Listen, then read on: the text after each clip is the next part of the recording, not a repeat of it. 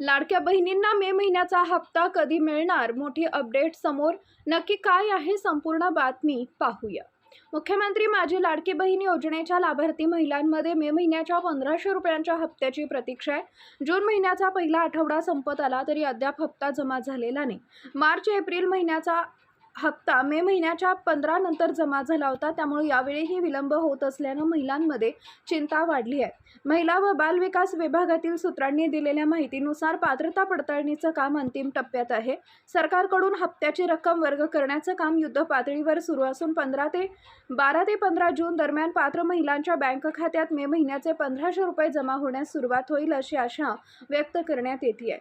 शासकीय सूत्रांनी सांगितलंय की मार्च एप्रिल महिन्याच्या हप्त्याचा विखरण रखडण्यामध्ये मुख्य कारण बँक खात्यांचे डायरेक्ट बेनिफिट ट्रान्सफर अपडेशन आहे. याशिवाय बँक खाते आधार कार्डशी लिंक नसणे, बँक खात्यात इतर त्रुटी, अर्जाची स्थिती अद्याप प्रलंबित असणे या कारणांमुळे पैसे जमा होण्यास अडचण येते आहे. अशाच प्रकारचे माहितीपूर्ण नवनवीन व्हिडिओ पाहण्यासाठी आपल्या चॅनलला सबस्क्राईब करा व त्यासोबत बेल आयकॉन नक्की प्रेस करा.